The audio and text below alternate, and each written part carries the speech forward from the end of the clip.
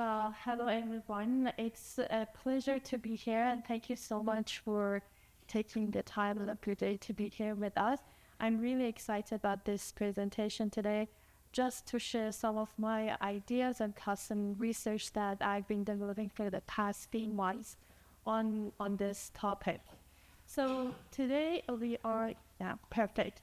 We're going to discuss the governance of artificial intelligence. As most of you might have noticed, our lives in many ways have been impacted by artificial intelligence, from the smart home to smart cars to our cell phones and the way that we work and study these days. AI is almost everywhere. But as we see, AI is not impacting all of us equally or in the same way. Some of us end up in the really opposite of the spectrum, and some others end up in the middle of it.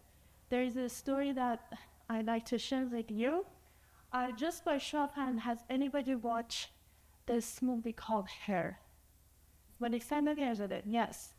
It's I think it was released around 2013-14.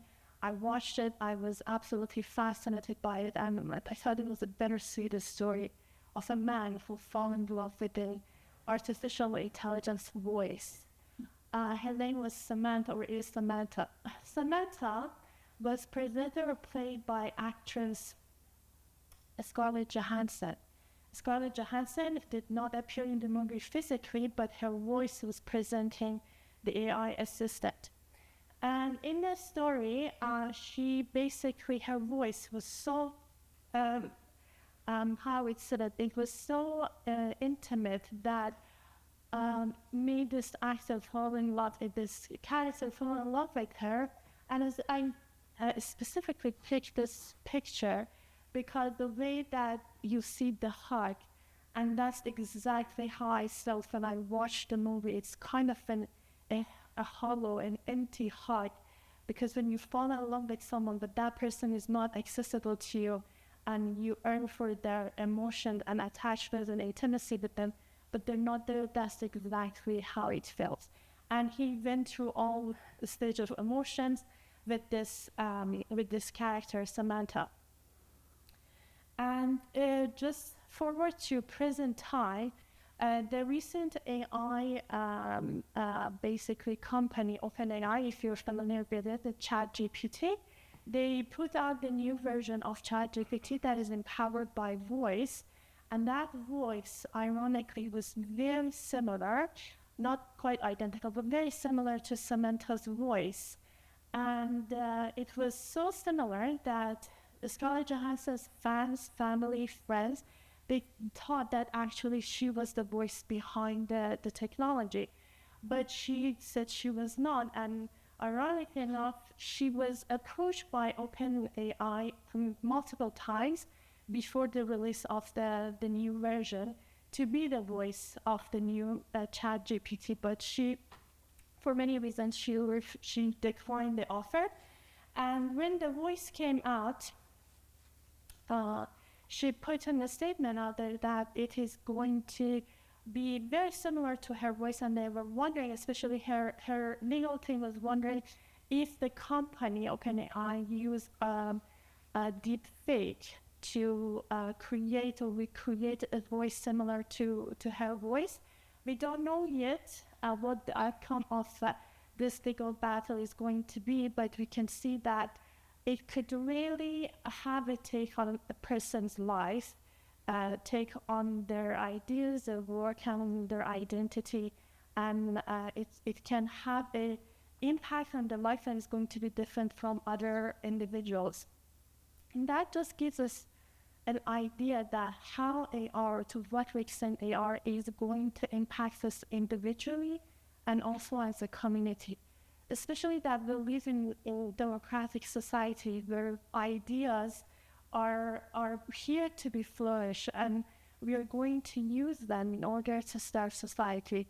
But where AI lies in a relation to us, that is going to be something that we perhaps have to think about more seriously and say how we need to use it to protect the individual's rights and also societal rights. That gets us to the agenda for today. So in order to look into AI governance, we're going to look at these few elements. So obviously artificial intelligence is going to be part of it, governance, and specifically AI governance in the digital age. So what is AI? And it's perfect. I really like this definition. It's quite simple. The science or engineering behind intelligent machine. And sometimes actually we need to actually question this word intelligence because it could have different meanings and serve different purposes. This is from deep learning to artificial intelligence, and something that is basically refers to as symbolic AI. There are many connections, networks, and elements that are quite complex that make up what we call artificial intelligence. And these are some of the components that we can take a look from data to algorithm to computing power. As some of the components that you can see in terms of function, we have learning, reasoning, problem solving, planning. These are parts of what we actually do with our brains if we want to solve a problem.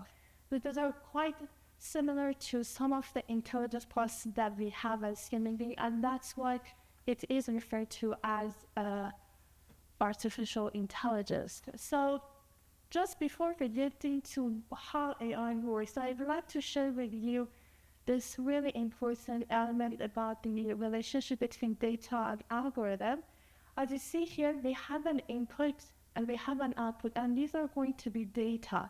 In the middle, we have algorithm, and as you see, algorithm is very simple, a set of rules or instructions to be followed to obtain expected output for a given input. It's more like a recipe. You get few ingredients and you follow an exact recipe, you will end up with an exact outcome that you're supposed to get, usually in the picture, right? Hopefully it's gonna look like the picture. And so it involves experimentation, it involves design, analysis, and implementation. But what you get here in artificial intelligence, what you get as an outcome, well, you know it, and when you make a recipe, you know exactly what the instructions you're following. However, with today's algorithm, scientists are still trying to find out what happens in the mind of AI that they get a certain information, data, and the output that they're going to provide, what algorithm they're using, how they are processing it, and the outcome that they're producing. So this part, to some extent, is still a little bit unknown to us. It's called like explanation AI, and where scientists are still working on that. We know what algorithm they're using, but we don't know how they make the decision, and that is really important as we're using it to make decisions of our daily lives. And here we can see that this had a really humble starting. I think there is a movie, I haven't watched it, I should watch it. I think it's like Nick, if I'm not mistaken, is about the life of Alan Turing, where he basically decided that the data and algorithm that was previously not used with the machine, he decided to feed the machine with the data and algorithm to solve some of the problems of his time that was difficult to solve by humans. And that was quite a revolutionary experimentation for him at the time. And as you see, through time, it had led us through different experimentations. And I'm sure probably some of you remember Deep Blue with the match for the chess that artificial intelligence basically beat a human in just a few tests. And it was I never forget that scene when Gary lost the test again, and it was basically overwhelmed by emotions. And Deep Blue was basically just there, and nothing, as if nothing happened to it, because it was just, for that machine, a bunch of data and algorithm, and a few moves, and it won the test, or the chess game. And now we have gone through so many of these variations from Siri to Alexa, and today we have Chat GPT. Hold up to the next. Yes. And as you see, because these machines have become so powerful, it is almost impossible not to use them to make our lives better. And many industries in this sense have taken advantage of these improvements to use the artificial intelligence and make revolutionary progress in many areas that was not previously available or accessible to us, from Mars explorations to creating the first basically human chip that is helping this gentle learn. This just happened this year, a few months ago. It's a company that is supported by Elon Musk, that he's planning to create these microchips that could be implanted in human brain. And this man, prior to this day, was basically disabled from shoulder to below, could not move anything. And now you can see him with the chip. He is moving his hand and is playing just after a very long time that he had the surgery. And with the Mars rover, we can see, and I'm sure you have seen it, that we've been able to travel beyond Earth, collect data from Mars, and it gives us a lot of information how life looks like and what resources are going to be available to see if we're going to make our first voyage to Mars. But out of all these glories, it also comes with certain unfortunate consequences. If some of you remember the 2008-2009 financial crisis, one of the industries that quite rely on AI is the finance and banking. And obviously many elements lead to the problems that we faced in the financial crisis at the time. One of those elements was the use or an overuse and a reliance on the artificial intelligence and predictions that was used or relied on, made by artificial intelligence without considering the human element.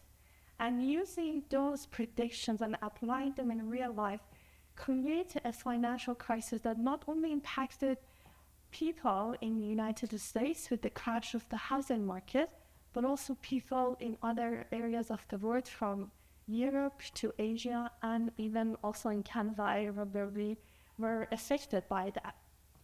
So as you see, all of these problems are giving us an idea that how are we going to deal with this technology. So first we need to identify some of these opportunities and challenges. In my study, looking at the works that other people have done so far, I looked at the opportunities in these three categories: so technological, societal, and environmental.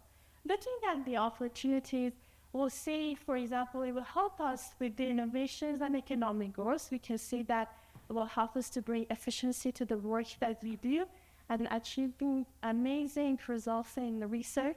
Societal impact, it could be helping us with public services, global cooperation, for many things, including research and also personal and communal empowerment, as this individual who was disabled was able to move, and also reaching out to develop, especially in developing countries where the smaller communities could be empowered by the technology to make better efforts in their economy and their development.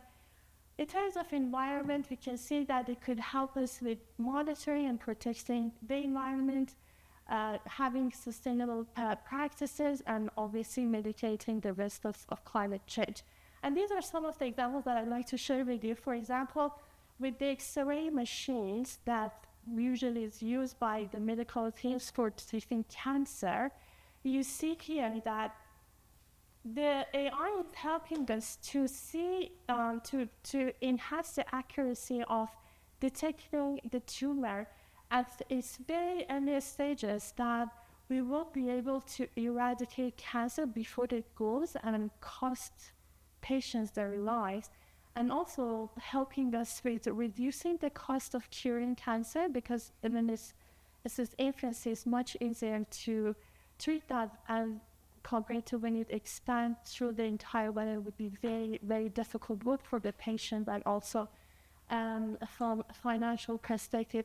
And here you see that with AI technology, we are able to look into various sources of energy, not only in terms of its production, but also in terms of its distribution. So in terms of challenges, so again, in the same categories, we just talk about the problems that they have with bad data and algorithm and how it can cause serious challenges. We talk about the problem of explainability, and also one of the biggest problems that we're going to perhaps face in the closer future, and that we are already dealing with, is the problem of privacy protection, privacy security. And deepfake is one of the basic new phenomena of artificial intelligence that are going to impact our life, especially societies like ours that are democratic, and spreading news, if it's based on fake information, it could have serious consequences for the well-being of our society and even political system, as discussed here. In terms of societal impact, it can cause discrimination of many kinds, misinformation, socioeconomic inequalities, and also making our democratic system quite vulnerable to threats and challenges. And in terms of environmental issues, it could basically lead to rise of energy consumption, exploitation, because we need the raw material in order to build the machines that run the AI, and also it will come with long-term environmental damages. And here I'll share with you some examples. For example, you see that it's quite a high number of people that they think artificial intelligence plays a huge role in creating fake news, fake stories, and images, and even voices. So it has a serious consequence in the way that we live our lives and be able to trust the information we receive from the public. And as you see in this very simple framework, how the consumption of artificial intelligence to be empowered compared to other things that we have used so far in terms of technology, the difference that it has in terms of energy consumption. Having all of that in mind, there is what do we need to do or take into consideration to make sure that we are using this technology in the most effective way, and also find a way that we're going to mitigate its risk. And we're going to take a look at the whole concept of governance. This is one of the very perhaps simple explanations or definitions of governance. Governance refers to all processes of governing undertaken by government, market, or network through institutions, laws, norms, or power. Governance is different from government, it is, and it focuses less on the central authority and more on agreed practices, and much more. We have different categories of governance. We will discuss that. We have different types of governance, like public and private governance. They have different levels of governance. We're going to look into that. Local, global, national. We have different fields like climate change, food, water, artificial intelligence. They're all different fields of governance that exist. And today we're going to look into the AI governance. So what governance looks like in and for the digital age? So in my research, my study, I look at the framework that is required for AI governance. I look at multi-level governance, multilateral governance, and multi-stakeholder governance. Looking at multi-level governance, you can see that at the national level, regional level, and international level. There are other levels, but in my study, I usually focus on these three sections. So we'll see at the national level, we deal with policies, with investment in research and innovation, and also it could look to the investment that we need to take in terms of educating the public, or let's say call it digital literacy, awareness, and other types of education. At the regional level, we can talk about harmonizing standards, collaborating research and development that already happen with some of the regions in the world, especially Africa, is quite seriously looking into that. And in terms of addressing digital weaknesses and strength, and that's quite important because, let's say, considering global north and global south, we have different priorities, we have different challenges and opportunities, and all of this impacts the way that we approach artificial intelligence. Perhaps in the developed world, we have different concerns and different problems dealing with AI, and in developing countries, they have much more different concerns and abilities that they like to harness the opportunities that the AI offer to them. At the international level, this is basically this major focus of my study. We're looking into enhancing international governance coordinations and framework, and you specifically focus on the framework and also promoting inclusive governance initiatives and capacity building. And I just want to share some examples with you.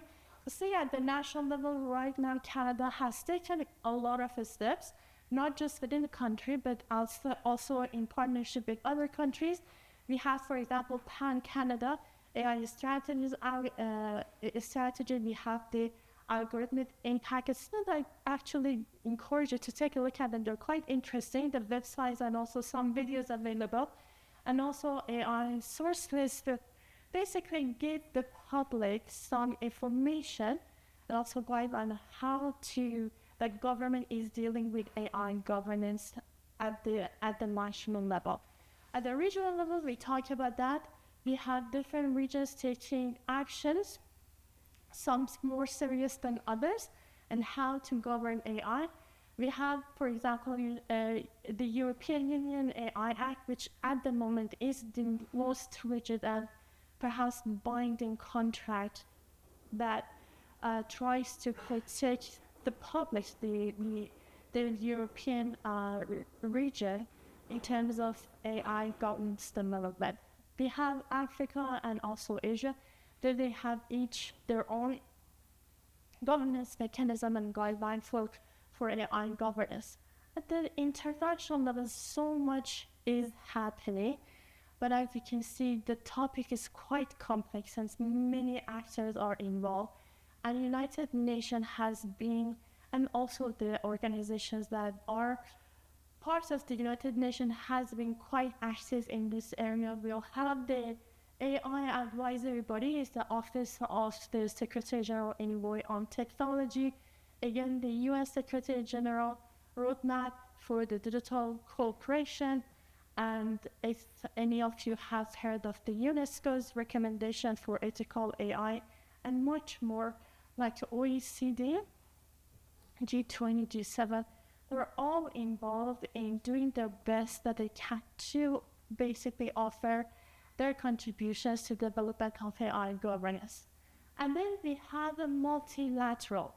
And all of these are just some of the examples that I'm sharing with you here, and all of these applies to all those levels of governance that we just talked about. Could be applied nationally, regionally, and internationally. In terms of policy regulation, we just talked about that. We can talk about the standards, frameworks, ethical and responsible considerations. We can talk about development of compliance and enforcement mechanism. In terms of research and development, we can look at collaborative initiatives that can happen within and between countries, funding and resources allocations that can be quite important, especially when we put the developed and developing countries in relation to each other, and also public and private partnerships that can be quite essential in how we will find a way to govern AI.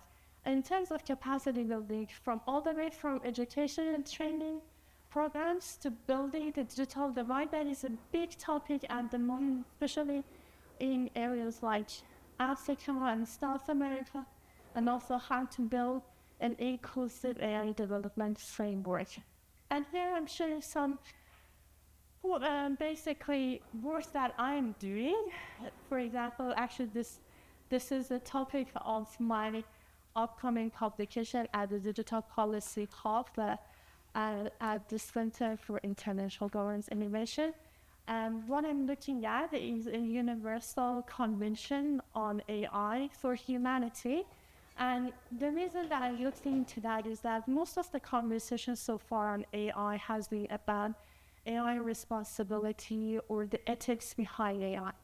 And as someone that has a background in law and human rights, I believe that if those ethical and responsible AI are not towards achieving a certain direction, we'll probably be able to serve the humanity with this technology. So having a right-based approach, I believe, is a very important take on AI governance to make sure that our most fundamental rights is going to be protected while using the technology, and make sure that it's not going to get into the hands of ways that it could be quite harmful for our well-being as individuals, but also for the rest of life and on Earth, and especially the environment. As part of the research, we talk about research and importance of research. We've already had different examples in different areas of technology where international cooperation has contributed to so much of achievement in research and innovation. I hope some of you are familiar with CERN. It's an international organization located in Geneva that is basically working on quantum physics, and it has been extremely successful, bringing scientists from literally all over the world working on this topic. And it would be amazing if we could have a similar organization that all the scientists and those who are working on AI come together, that will develop the technology to serve humanity for, and not just for a particular country or corporation, but really everyone could benefit from this technology in healthcare, in food security, and many other, water security, in many other areas. And another is a very good example is the international organizations that we have for the Atomic Energy Agency. This is a very, very, very important organization helping us to also use the atomic energy in the best possible way that serves humanity. We're still struggling to find the ways that make that possible, because it's basically the vital way for us to produce the energy.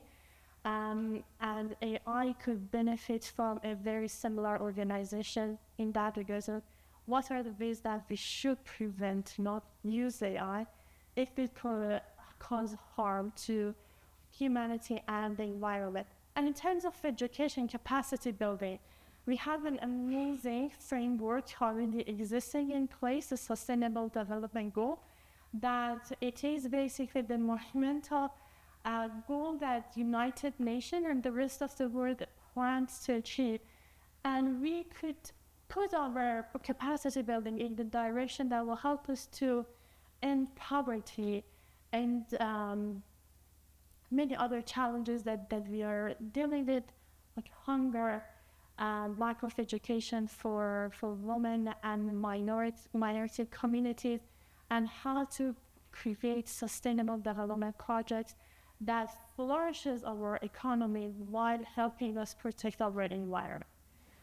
And this is perhaps one of the new takes in AI governance, especially at the international level. That's one of the areas of my research that I'm working on, but I left it to the very end because it's quite complex to deal with, and I need to build the courage to work on this area.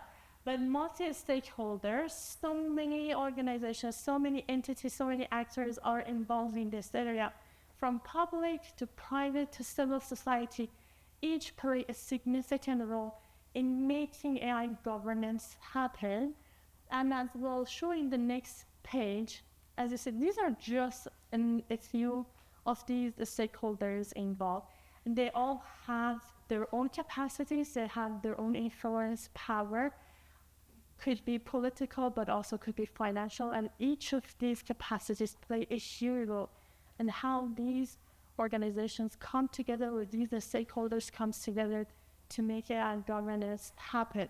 But why do we need to talk about AI governance? In a society like Canada, I don't know if any of you have lived in a country that does not have a democracy. It's, I should not say it privilege, but honestly, when you live in another country that does not have access to democracy, literally it's quite a pleasure and also privilege to have access to this amazing gifts that help us share our ideas, to express our thoughts, and be able to communicate about some of the most difficult topics that would not be possible in other forms of governments. And the question is that when we have a democracy that could be fragile to any type of information because they have the freedom of the speech, right? How will that impact our democracy? Will democracy survive the age of AI? That's a question in mind of many political scientists these days. We're trying to find a way to see how we can answer this question. Well, first of all, we need to understand what democracy is. Democracy is basically offering those amazing values, practices, and institutions. We just talked about human rights. We talk about freedom of speech, thoughts, and expression. We have some very unique practices, from having the ability to participate in democratic voting, to hold political debates, and that is quite important when you have deep fake and someone creates a fake speech by a political leader, someone who's about to become president, and there's not enough regulation to figure out if that is a real person, if that is a real statement. That has a serious impact on the way how we decide to pick a leader, right? On our institutions are quite important in terms of we make decisions through government, parliaments, and courts. And that all come to very, very important factors that how do we build trust in a democratic society if they're going to be exposed to fake information, if you're going to be exposed to fake individuals that make really outrageous statements that can have an impact on the way that we make decisions in our society. And let's not forget, in democracy, our voice, our vote matters. We have the power to choose. But these are really important, and that's why makes our societies, our democracy, quite fragile to the impacts of AI. But here's where it comes the role of the public. What can we do about this? There's so much that we can do. I'm sharing just a few of these points with you. Stay informed. Something like today's event, I think, is a great opportunity for us to come together to share our ideas, ask questions, and discuss what we can do as individuals to play our role in the public, right? When it comes to governance, how can we take active participation in making sure that we advocate for ethical and responsible development of the AI that could be used to protect humanity's rights and dignity, and also exercise our civic responsibility to hold political leaders responsible for their responsibilities towards the public in terms of serving them and preserving us, the public, and also protecting us. All of this comes to the considerations that we have a role to play, and we should take that role very seriously. And in that regard, I'd like you to know that because you have that power, you can shape the future of AI governance. And you should take that seriously and take part in any way that you can to make sure that we are going to do our best to have a bright future in terms of AI governance. And maybe with that last statement is that in the age of digital technology, we are not challenged by AI, by the extent of our ethical values and will, we are faced with an unprecedented opportunity to empower AI to save life of all kinds for good. Thank you.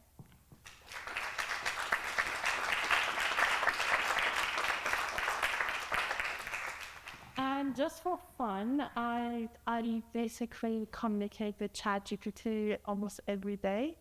I can use it to say at this point I'm in a serious relationship with ChatGPT. And I told ChatGPT that I'm going to be here tonight, and at the end I want to provide you with a thank you note. And I said I'm going to be at the museum and make sure that it's going to be as colorful as possible. And these are some of the images that ChatGPT created for you guys. I think they're very colorful. But yeah, great. And I'm happy to answer any questions that you have.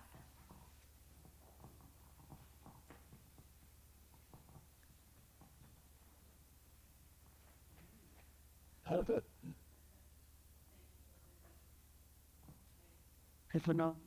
Yeah. Okay. Thank you. It was very interesting. So in one of those slides, you said active participation, like being informed, and then get accountable to government and all other bodies that are involved in AI. But active participation means, I don't know, in one of those slides you said who can impact, like academia, government, private companies, donors, like who is financing that. But I didn't see civil society there. Civil society was in the previous slide, yes. You could go back. Of course, I'm going to go back. Yeah. So we can see, first of all, corporations, AI, the governments, research academia, the ethics and philosophers, end users are one of those. And then going back to that, civil society, they play a huge role. And right now, they're not only at the national level, but regionally and internationally, they're quite involved. And Canadians are actually among one of those loud voices out there talking about the responsible and ethical use of artificial intelligence. And I tell you this because, for example, through the UN AI advisory body, I've had a chance to attend some of these meetings, and I can tell you the United Nations has specific meetings dedicated to the role of the civil societies, and they come from all over the world with different priorities, with different ideas, all the way from minority groups to industries, corporations. They also have their own civil societies as well.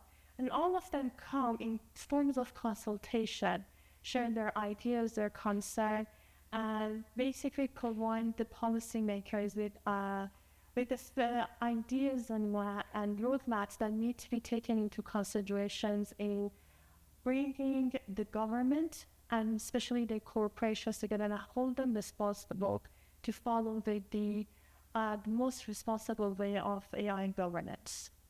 I hope that answers it. Yeah. So if, for example, if we would like to be involved in that public consultations or whatever, like where we could go, because everything is like black box. You don't know like how you can participate, how you can be involved, how you can have your own ideas and that's very actually good question. I'm going to look into this. I am at the beginning of my research, and this stakeholders are going to be one of the areas that I'm going to study. At this point, from an academic perspective, I know about civil societies, but in terms of advocacy, participating in civil societies, I have not worked with any particular organization. But I will be happy to look into that because I have seen it happening. I've seen them already taking words. Actually, through my my work at the Digital Policy Hub at the Center for International Government Innovation, I have some colleagues that coming from civil societies. For example, one of my colleagues is located in Montreal, and she works into the role of the woman in AI and how AI basically impacting women's life, not only in developed countries, but also in developing countries. And her research, she looks at it from a legal perspective, is quite interesting. What needs to be taken into consideration in terms of empowering women? Because we talk about data and algorithm, right? And how wrong data and algorithm can have serious consequences. I wanted to share this with you, but just for the sake of time, I didn't. Amazon a few years ago, developed, not just long ago, it just maybe 3-4 years ago, developed an AI model for hiring. And it was basically when it came to hiring female engineers, the AI only picked male engineers, no female engineer. And they went and looked back into the algorithm and the data, why the AI is only picking men, and they realized that actually the problem is the data and the algorithm, because most of the developers were men, most of the resumes they collected were men, and the AI picked on that and decided to only go for male candidate and no female candidate whatsoever. So at the end, Amazon ended up basically eliminating that AI model because it caused discrimination against women in the hiring processes. So as you can see, it has serious consequences. And my colleague from a legal perspective is looking to that to make sure that, for example, I don't want to say women are minorities, but things like this shouldn't happen, especially to minorities, that the data does not pick on the minorities because it's usually trained based on majority. Yeah, Thank you. you're welcome.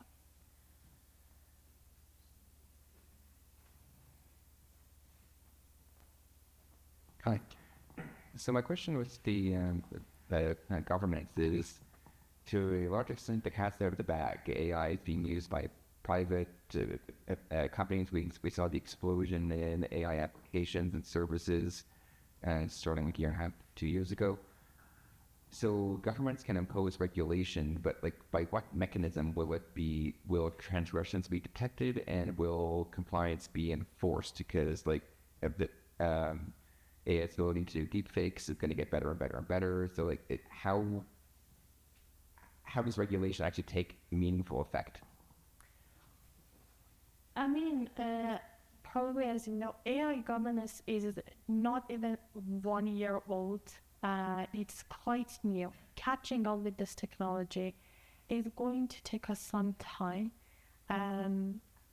The fact, just to tell you from an academic perspective, when I suggested to my university, my school, that I want to study this, even my university, my school was not ready for that because it's such a new topic that we are taking into consideration.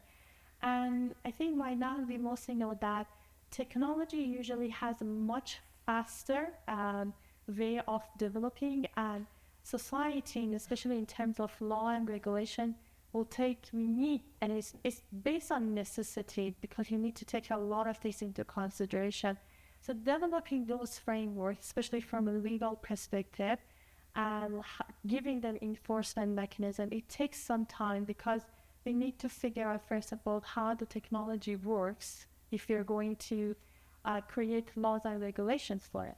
And also take into consideration so many other societal values before we implement or enforce those laws and regulations. But I can tell you that based on my research and my study, obviously I work on this in this topic from a research perspective. I don't work as an AI expert or a governance expert at the moment, but through my research, what I'm realizing is that a lot is happening in terms of governance, and a lot researchers are realizing that we need to take a new approach to governance itself when it comes to artificial intelligence, because we are dealing with a totally new technology that's quite unprecedented. So it will take us some time to figure out how to do this in the most effective way. I hope it answers your question. So much information available. I forgot if that. Thank you. Hello. I'm wondering if you can go to that last slide of yours with my pictures. This one? No, right at the very end. Thank you. Oh, okay. Yeah. So one of the things that I'm seeing quite a bit is I see a lot of people doing these things, and I can see them, and I know a few people that they said they wrote a book, but it was ChatGPT that wrote the book, doing artwork, doing assignments. There's a couple things I'm concerned about. One is like, even though this is beautiful, Yeah. it would be nice to know, okay, that was powered by ChatGPT. And the other thing I'm thinking about is if you did something, fancy picture, that's your creativity, and it's kind of you, right? So I'm a bit worried about this AI killing creativity, and people are not thinking, and this technology is replacing the human, right? So I'm just wondering, is there any kind of policies that can, there's a watermark on that saying powered by AI that we know? Yeah. Anyway, those some of the things that I see all the time. And so Now I don't even know what's real, right? that's why we talk about the fake. Yeah. Well, the thing is that in academia we have something that is called citation, right? And also in academia, plagiarism plays a huge part, right? And the reason that I said image by ChatGPT, because I did not sit last night making any of these ones. ChatGPT did, and I can tell you it did it in less than 1 minute. But what is, I think, interesting for me here, I share this with you not as a way of encouraging necessarily people. I just wanted to show the power of technology. But I think giving credit where it's due is very important, and we can also apply this to the technology. For example, if I write a paper, almost every single paragraph and most sentences have to be supported with some kind of reliable resource or source, right? And I think that should and could be applied to the technology as well. For example, and what we can do is that, and I think we should hold, and that's where the relationship between governments and the companies that are developing this technology is quite important, is that how are we going to feed the data to the to these machines and the algorithm that will be able to make citation about what they do. I would really be interested in how they get this information. And from an academic perspective, for example, I had this discussion with ChatGPT about, for example, what it thinks about an idea that I have. Like, for example, I was working on a paper for Digital Policy Hub, and I wanted to come up with a definition for artificial intelligence governance, right? And it took me some time to think of how I would define that. And after I defined it, I wanted to see whether, compared to others, like just having a conversation with ChatGPT, what ChatGPT thinks of the definition and how I would analyze it compared to other definitions that are out there. Because at the moment, there wasn't many definitions out there. And there still aren't that many definitions out there. So it was very interesting how it elaborated based on the information that it had from other scholars about the definition of governance of artificial intelligence. But the thing is that responsibility lies also on the hands of not just the developers, but also the users. I could have just not asked compared to other scholarly definitions. I could have just asked what you think about this. But I specifically asked for the resources where it derives the information from. And it gave me that, and I went and I checked it, and I saw that those people made those type of definitions about AI governance. So, and that's why I believe, first of all, the participation or civic responsibility is one thing but also staying informed and informing ourselves about how we can use the technology in a responsible way. Because the developers could take the responsibility in making ethical AI. But if the users on the end are not going to be ethical in using the technology, that also could be problematic. So that's why I think it's important to build the relationship both ways, but at the same time, extremely holding the governments and the corporations responsible for how they develop these policies to hold us accountable for how we use the technology. I hope it answers.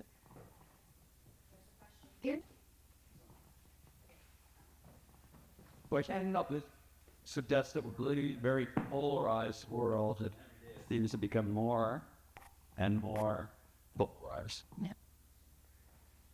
And I suggest that the most fearful thing that I've seen so far is that 74% of people polled that think we're already swimming in a sea of deep fake. You describe a number of challenges, opportunities. You've spoken about a multidimensional approach dealing with AI and these opportunities and challenges.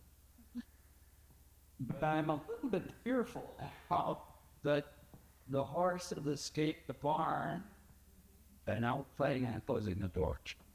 Yeah, I just wonder how to rein all of those people, and maybe I'm part of the 74% now, didn't know who there was until tonight.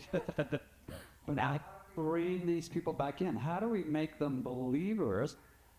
How do we trust? I mean, in this very politicized world, I mean, if we look and see what's going on in the country south of us, we see what's happening in Europe, we see what's happening virtually around the world. Where does the trust come from? How do we attain that trust so that we can even begin to some of the solutions you have there? And again, I'm not still the question. So no, I hear you. And actually, one of the reasons I studied this topic is because of just the questions that you brought up. I mean, prior actually starting my PhD, I was studying in the United States, and I studied in the United States during the COVID pandemic. So right before, I think it started, like we really caught up with the pandemic, I think it was around March or April, if I'm not mistaken, of 2020, right? So that was exactly the month that I got my acceptance from American University in Washington, D.C. And I was supposed to travel to United States to basically get a place, and it was the summer coming, and we just wanted to get ready for going to school there. And I cannot forget that it was end of April, May. Canadian government and the American government decided to close the borders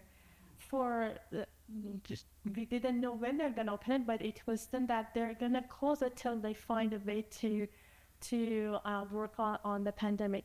So American University sent us a message, stay where you are, whichever country you're coming from, to stay there, we're gonna go online.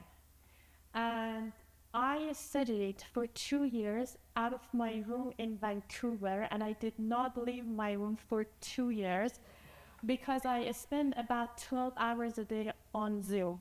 The classes were like normal classes. I did not register for an online course. I registered for an actual class, actual program.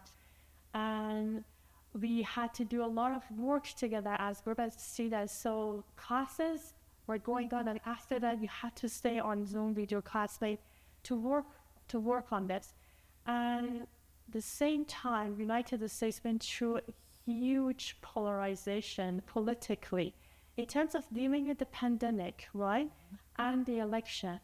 And I studied global governance. That was the topic of our study. How are we going to, and that was the birth of fake news, right, with Donald Trump. And it was very difficult to basically figure out. AI was not yet in the picture. We're not talking about AI, we were just talking about fake news.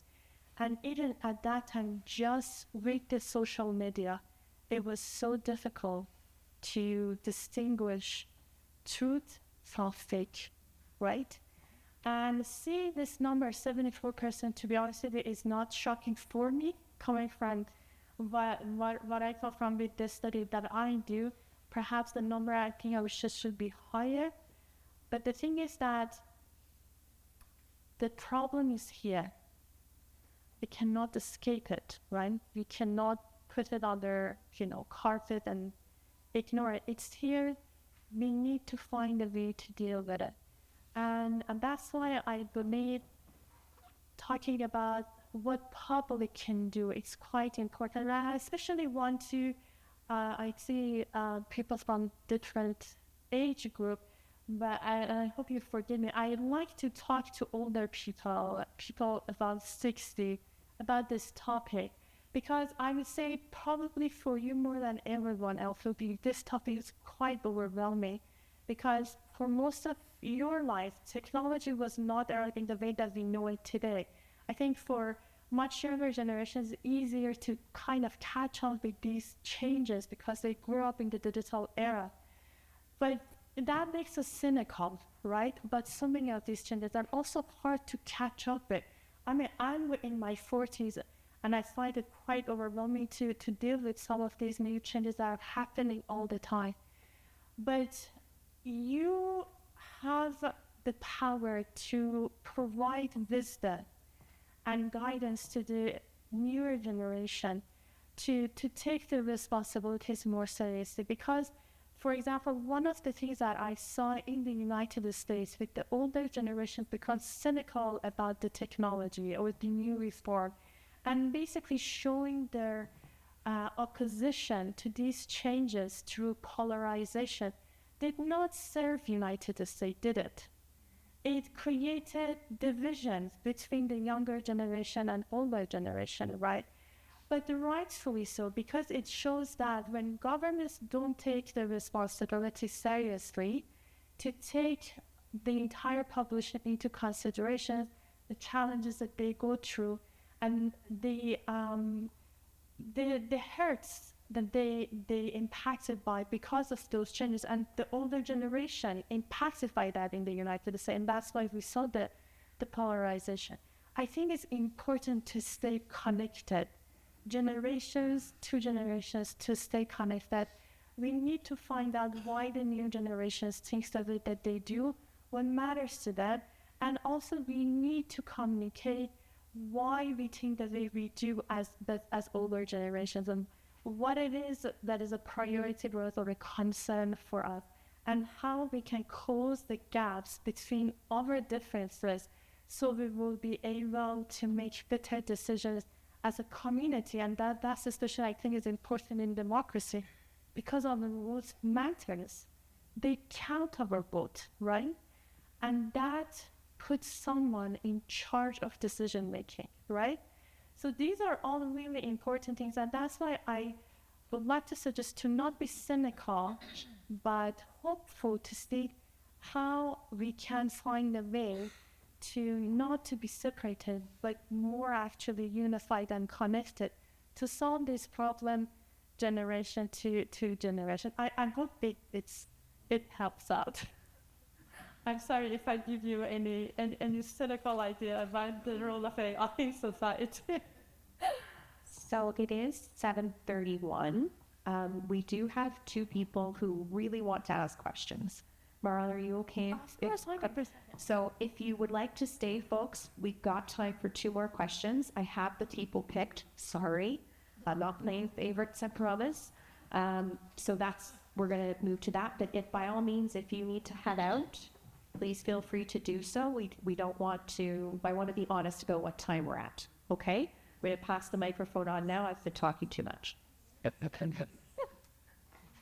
Just going off one of the previous questions regarding what the public can do, I'm just wondering what it is about the European Union environment that enables them to be more proactive on this stuff, and are there any lessons we can learn here, or perhaps maybe it's not transferable into our policy culture if it's at that level?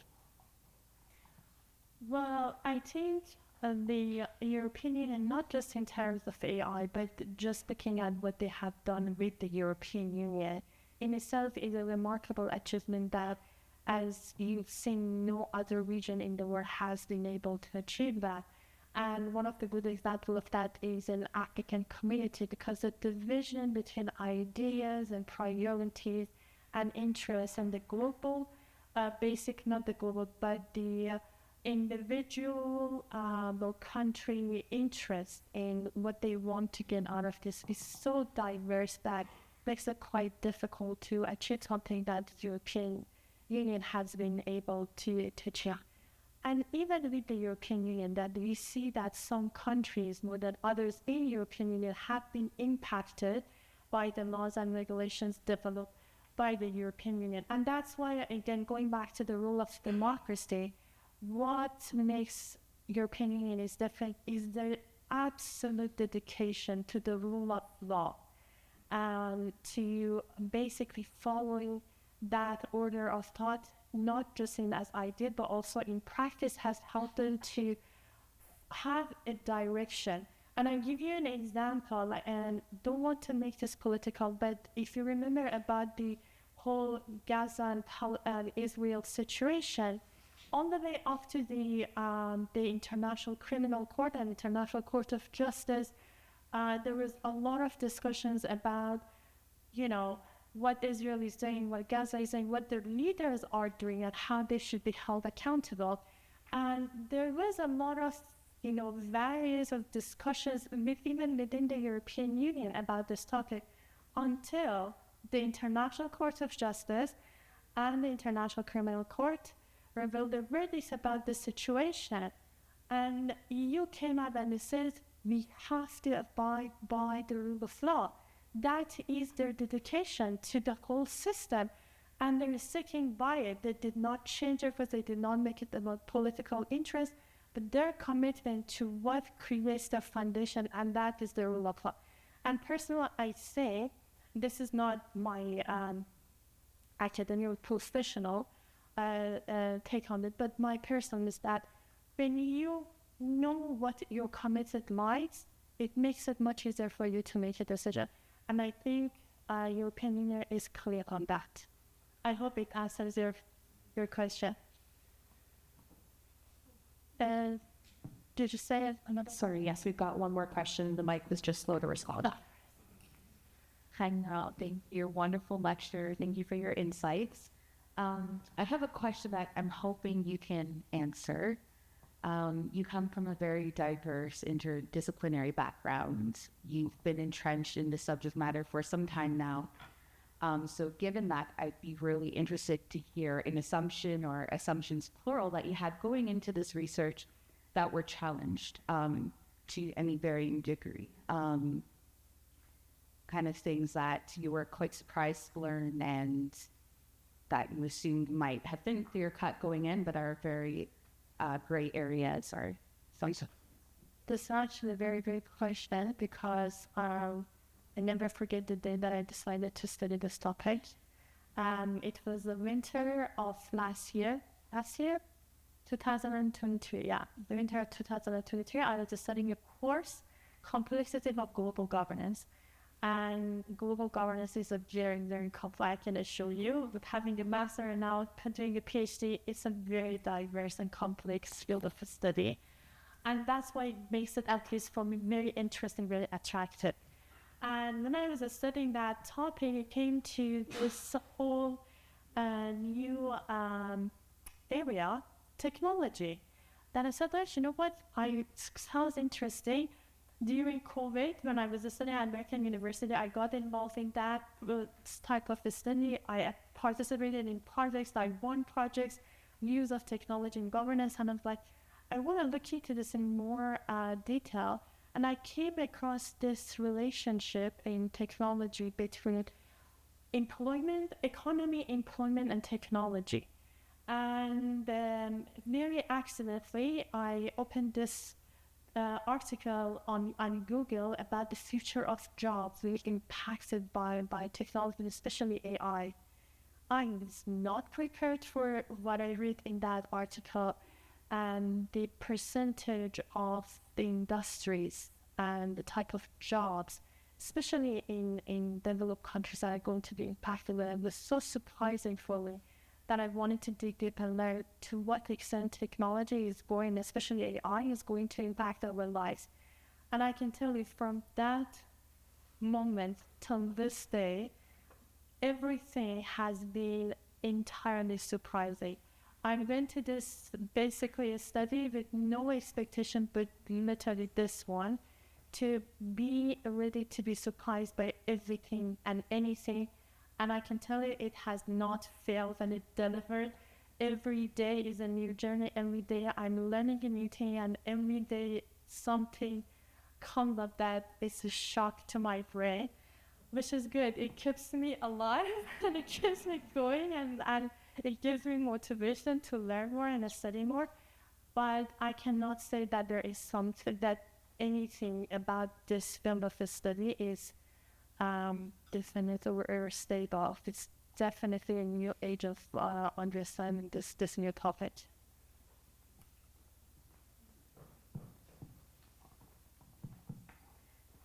Thank you so much, Merle, for joining us this evening. It was truly a great lecture and has brought a lot of questions to my mind. And I think from the questions we had from the audience, there's a lot of things to consider and to think about when it comes with AI and governance. I wanted to ask you about the book that's coming out. Merle is very humble, but I'd like, if you wouldn't mind, to speak a little bit about the book that you are editing and working on with others, and that will be published in the next couple of years. Well, thank you so much for bringing this up. Yes, as part of my study and work that I do at the Baltimore School of International Affairs, being the director of the school, my supervisor, and a couple of other professors, we are working on a book about the governance of artificial intelligence, especially from a global perspective, because everything that you saw here is going to be covered under the global governance of artificial intelligence. It has to be. And this is how interconnected this topic is. And the reason that we started to that is part of taking on our own civic and academic responsibilities of what we can do through our research and the learning progress about this topic, that we break the bridges or basically the gaps between the research, the technology, and the policy making. This is going to be quite important when it comes to the governance of the artificial intelligence. Many amazing scholars from all over the world are contributing to this book because it's going to be an edited book. I am also contributing chapters to this book.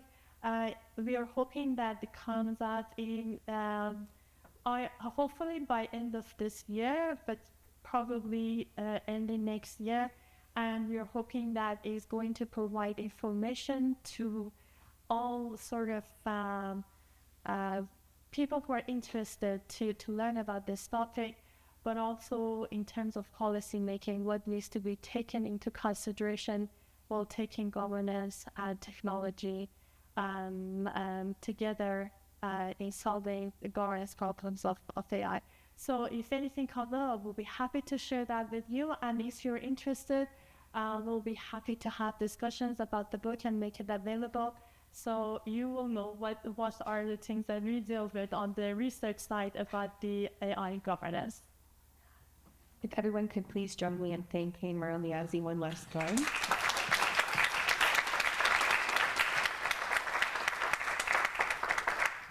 But I also want to thank you and celebrate all of you for being here. Thank you for taking the interest and spending the time to be here.